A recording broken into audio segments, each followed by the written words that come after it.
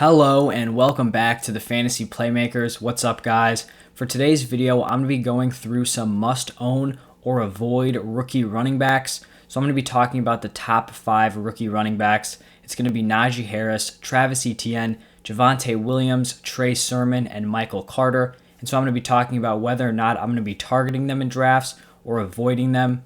If you guys are watching this video and find yourself enjoying the content, please just make sure you leave a like and subscribe to the channel. And then also let me know your thoughts down below in the comment section. Let me know which of these running backs you're going to be targeting and which ones you're going to be avoiding this year. And I'll make sure to get back to you as soon as I can.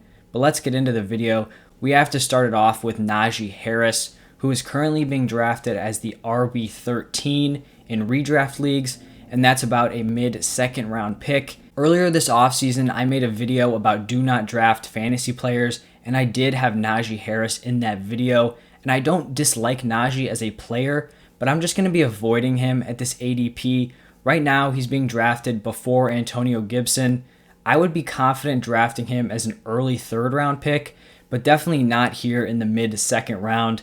The positives for Najee Harris is that you saw when Le'Veon Bell was a workhorse with the Steelers, he would carry the ball, around 300 times in a season with around 100 targets. And that is a huge potential workload. And I think that's what a lot of people see as the upside for Najee Harris. He's going to have a ton of volume, which is why people are confident picking him, in the middle of the second round. But this is not even close to the same situation that Le'Veon Bell was in. When Le'Veon Bell was there, this was a very solid Steelers run blocking offensive line, and it is just not like that anymore. They're decent in pass protection right now, but the run blocking is still just not there. And so I just think that Najee is being drafted towards his ceiling without a lot of thought going into what his floor is. So, people are seeing what this potential volume is and, what he could do with it. And they're drafting him super high. But, none of this is guaranteed. We haven't seen him play in the NFL yet. We don't know how the Steelers are going to introduce him.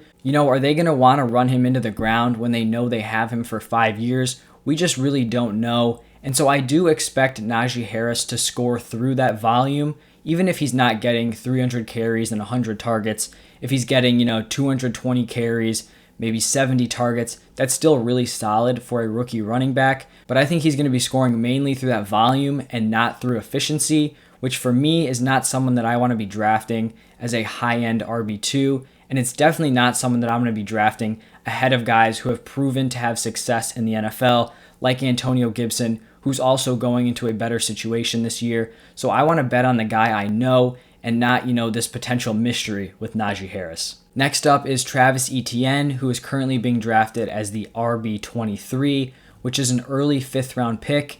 And I like Etienne as a player. I like his skills, but I just don't really like his situation here with the Jaguars. He's being picked before Myles Gaskin at running back and also before Deontay Johnson at wide receiver.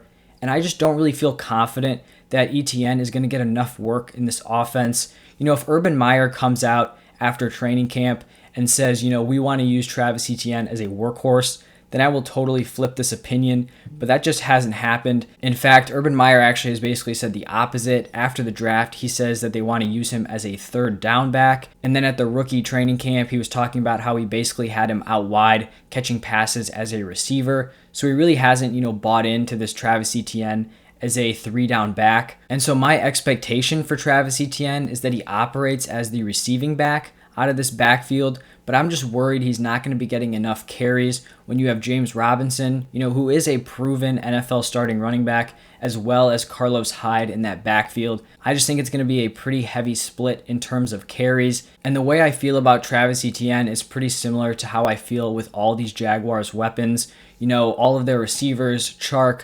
LaVisca, Marvin Jones, we just don't really know who's going to get a ton of work. We don't know who's going to be the most involved guy, and I feel like it's the same way with this running back room, because if Travis Etienne operates as the receiving back, but James Robinson gets most of the carries, I don't really expect this offense to be, top 10 in touchdowns, so I just don't really think any of them have a ton of value, especially going this high as the RB23. Now on to Javonte Williams, who is being picked just a little bit after Travis Etienne as the RB26, and that is a mid-6th round draft pick.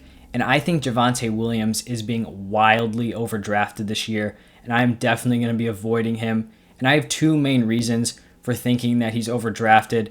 The first is that there's no guarantee he's going to be the workhorse in this offense. Melvin Gordon is on the last year of his contract and is still a very solid running back. So I don't really understand where this idea came from that Javonte Williams is just going to step in and out-touch Melvin Gordon. Maybe towards the end of the year he starts gaining more and more work, but I don't think he's going to be this RB1 the entire season. And if I had to guess, I actually think that Melvin Gordon is probably going to out-touch Javonte Williams. You bring in a young running back, you let him sit behind Melvin Gordon for a year. Maybe they split it 60-40, but Williams is able to sit behind him, learn, and then he can take over as a sophomore. And so that's the first reason why I don't like him. I think he's being drafted like he is the starter when, that hasn't been proven at all. And then the second reason is that I just don't really think this is a very valuable backfield to own. With Drew Lock at quarterback, this backfield has a very, very low ceiling. They have a decent floor because they're probably going to be running the ball a lot. But there is no work in the receiving game.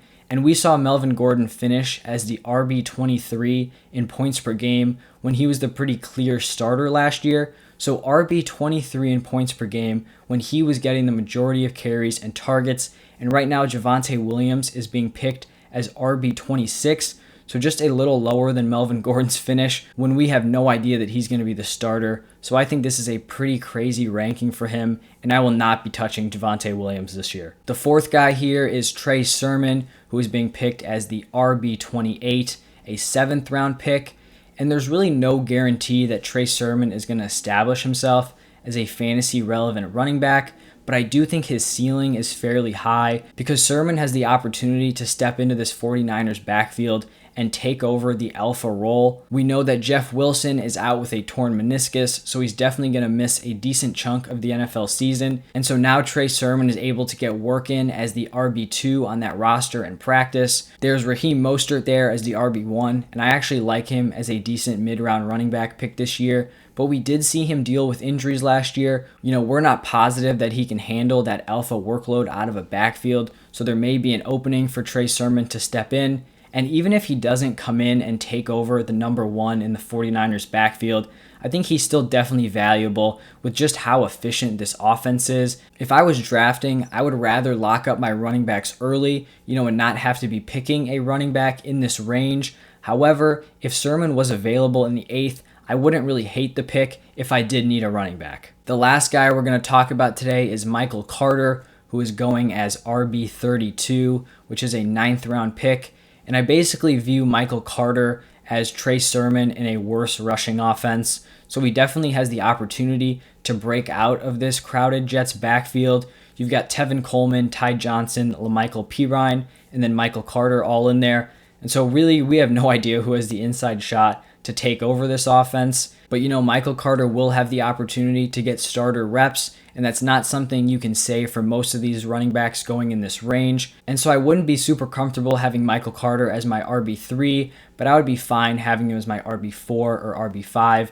More of an upside player, but not a guy that I'm going to have to rely upon on a week-to-week basis. All right, so that is all the rookie running backs we're going to be talking about in today's video. I kind of talked through whether or not I would want to be drafting these guys at their current ADP. If you guys enjoyed the video, please just make sure you leave a like and subscribe. I'd really appreciate it. Then also make sure you let me know your thoughts down below in the comment section, and I'll get back to you as soon as I can. But thank you guys for stopping by, watching, and listening. I'll see you guys tomorrow.